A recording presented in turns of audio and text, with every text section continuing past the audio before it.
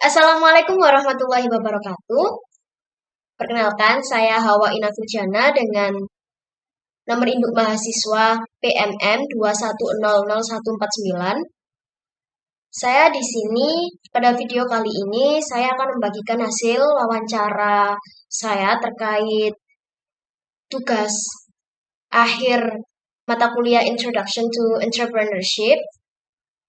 Di sini saya mewawancarai seorang pengusaha muda atau entrepreneur yang memiliki produk dan bergerak di bidang kecantikan.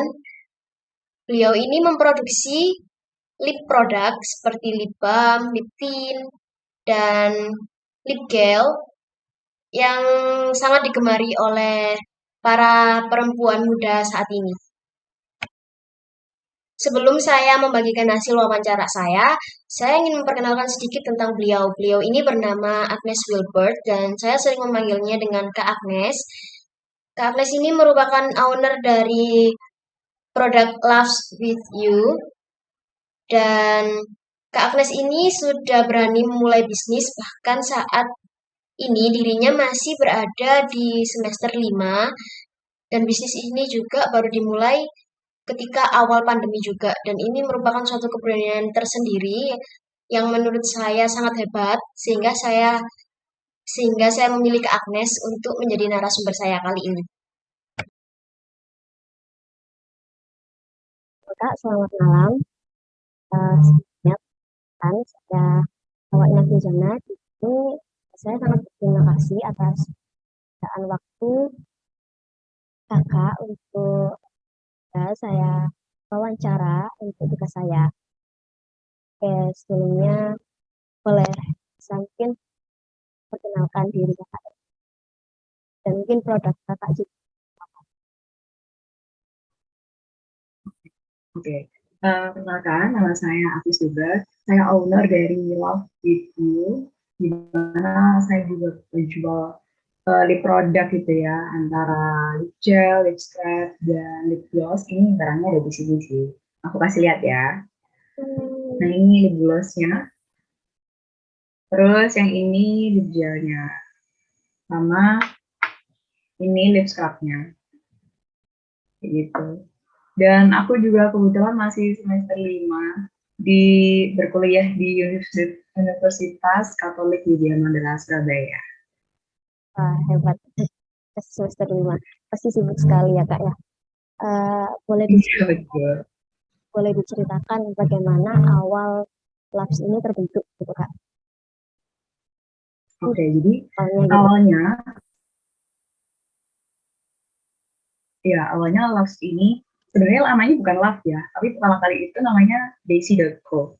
Ya, terus terbentuknya ini juga sekitar September tahun 2020 lalu, di mana saat itu emang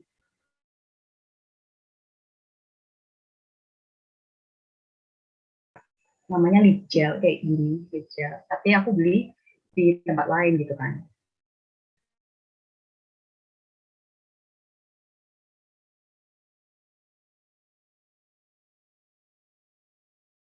Pikir dong, aku nanti harus ngapain ya supaya uh, aku juga bisa menghasilkan uang sendiri gitu kan. Nah akhirnya dari aku beli lip gel itu terpikirlah kalau kalau misalnya aku bikin sendiri kenapa enggak gitu ya kan. Terus akhirnya udah searching bahan-bahannya gimana cara pembuatannya dan lain-lain, akhirnya ya tercipta lah aku bikin small business di situ. Awalnya namanya Daisy.co. Terus setelah itu Maret kemarin 2021 aku mengganti namanya jadi Love With You karena aku mikirnya kalau Daisy.co itu sebenarnya ada brandnya orang lain juga yang namanya juga Daisy. Nah aku mikir kalau misalnya sama takutnya ntar kena undang-undang atau gimana gitu kan. Akhirnya aku berubahlah nama produknya gitu.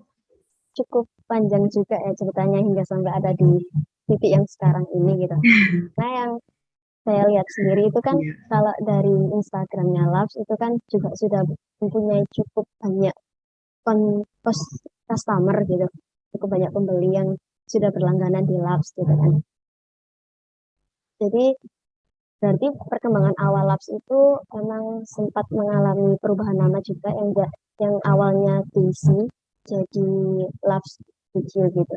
Itu untuk proses pembuatan gitu atau formula yang dipakai untuk lip gloss atau lip gel-nya itu kakak gimana cara buatnya? Apakah emang coba-coba atau gimana? Atau emang ada basic kayak pengetahuan lain gitu, pengetahuan untuk buat kayak gitu? Oke. Kalau dari proses pembuatannya itu memang gak mudah ya, karena bahan-bahannya juga ada beberapa yang aku beli dari luar, bukan di Indonesia gitu. Nah, cara pembuatannya sendiri, aku juga awalnya satu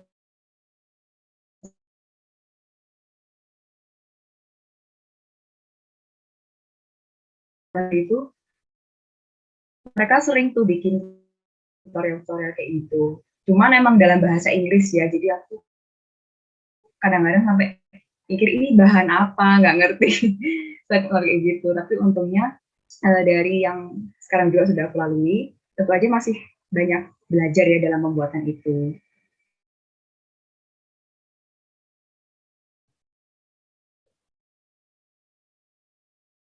Untuk kira-kira selama ini, enggak selama ini ya, ya saat ini, itu suka duka apa yang kakak rasakan gitu sebagai apa ya, owner gitu, ownernya Lux gitu.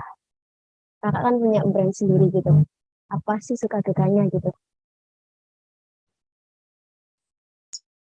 Suka dukanya pasti ada lah ya di setiap kita membangun bisnis dan lain-lain, pasti ada suka dukanya. Kalau sukanya, nah karena saya juga berjuang small bisnis, pastinya saya suka kalau ada customer yang beli gitu kan, apalagi kalau belinya dalam jumlah yang banyak, Ya, pasti suka. Terus saya juga suka kalau seandainya ternyata brand saya ini atau produk saya juga bisa bikin orang lain tuh seneng gitu.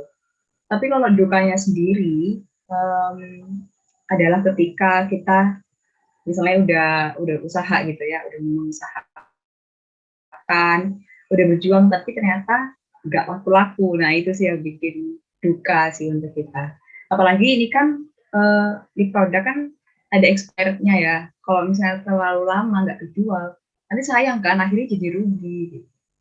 ya itu juga emang kelemahan ya kak ya dari kita yang Iya betul. memproduksi lip product gitu karena nggak bisa untuk selalu tahan lama gitu. Ada masa expired. Dan Betul. bagaimana perkembangan labs di masa pandemi seperti ini gitu. Kita kan udah apa ya melalui pandemi kurang lebih 2 tahun ya. Bagaimana perkembangan labs selama ini, selama pandemi ini? Perkembangannya sebenarnya nggak banyak perubahan sih, karena aku juga bikinnya kan waktu pandemi juga, sedangkan sekarang juga masih pandemi gitu ya. Mungkin um, beberapa orang ada, karena aku biasanya sering juga menyarankan ke teman-teman kalau ayo dong di produk aku gini-gini. Nah kebanyakan dari mereka juga kadang-kadang bilang, sorry ini lagi pandemi nggak pernah pakai lid gitu, atau jarang kepake karena kan di rumah aja. Nah kadang-kadang kayak gitu sih. Cuman ya puji Tuhan sih masih ada yang mau beli dan order gitu. Betul sekali selama masa-masa sulit seperti ini itu bisnisnya itu masih bisa berjalan lancar gitu. Tuh. Untuk kakak sebagai apa ya kayak udah punya brand sendiri, udah punya produk sendiri gitu kan. Ada nggak sih kayak tips atau apa ya hal-hal yang bisa di, em, kayak kayak saran gitu yang bisa diberikan gitu untuk bisnis-bisnis baru sehingga masih bisa bertahan di masa seperti ini gitu. Oke, tips dan triknya apa ya? Berusaha dan berdoa sih. Dulu, bukan dulu sih, beberapa bulan yang lalu sempat sempat karena akhir-akhir ini sempat sepi ya, karena aku juga sibuk banget sama kuliah. Akhirnya sempat gak urus juga sih all shopnya. Sampai mungkin karena jarang aktif juga di IG, terus akhirnya sepi pembeli gitu kan. Nah sempat di situ kayak mikir apa aku berhenti aja ya gitu. Sempat kepikiran kayak gitu sih karena juga udah saking sibuknya sama kuliah sampai ojoknya juga gak keurus, akhirnya sempat berpikir seperti itu. Tapi beruntunglah karena aku juga mikir dong kalau misalnya berhenti, aku nggak berhenti, tetap aku jalanin aja. Tapi aku juga tetap harus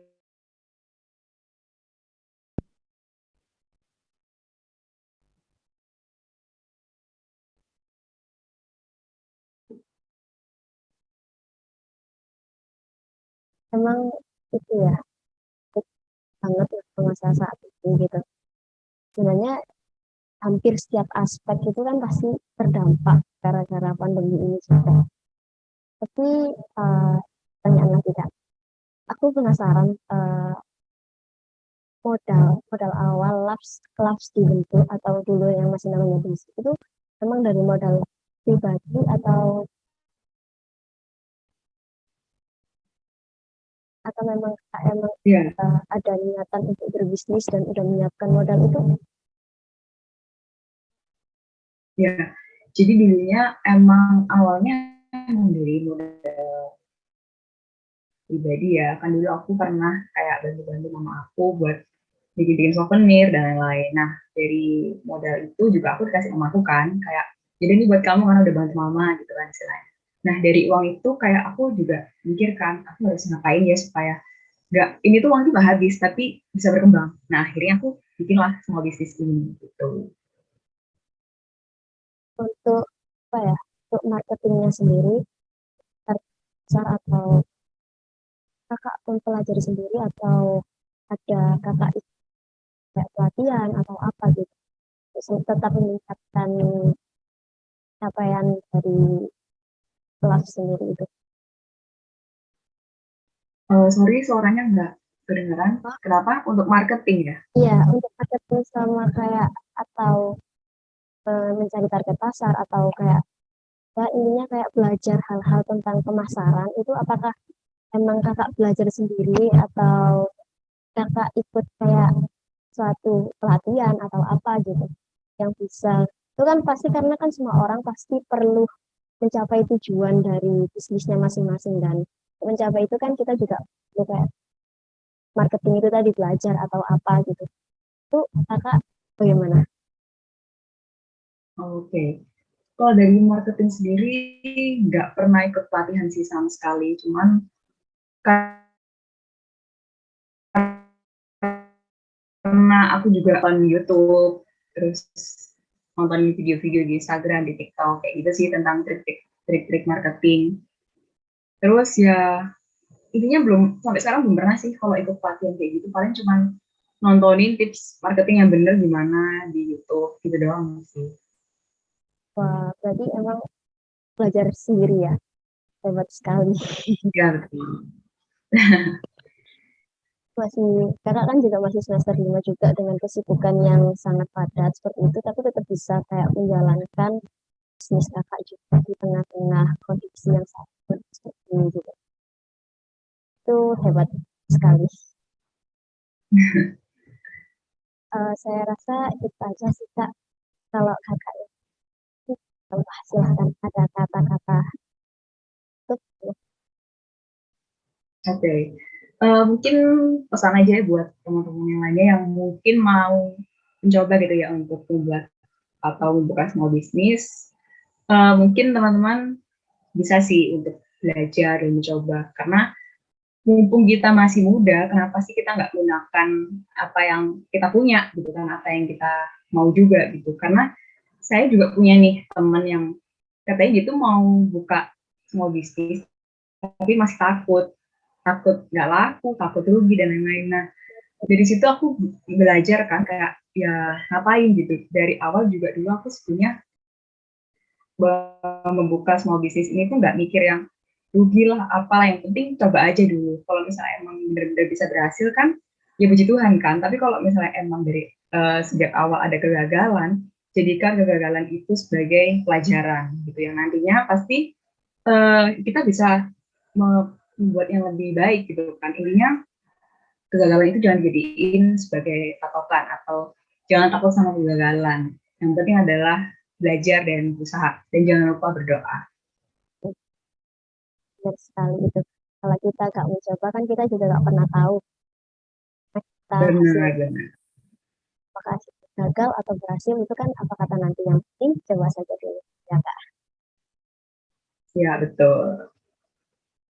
Kita sudah selesai. Terima kasih banyak atas waktunya dan mohon maaf mengganggu di malam weekend Terima kasih juga. waktu berkumpul sama keluarga gitu ya. Ini saya meminta waktu Kakak melakukan wawancara ini. Terima kasih banyak. Ya, sama-sama. Apa lagi Kak? Terima kasih. Terima kasih. Semoga bisnisnya terus lancar. Amin.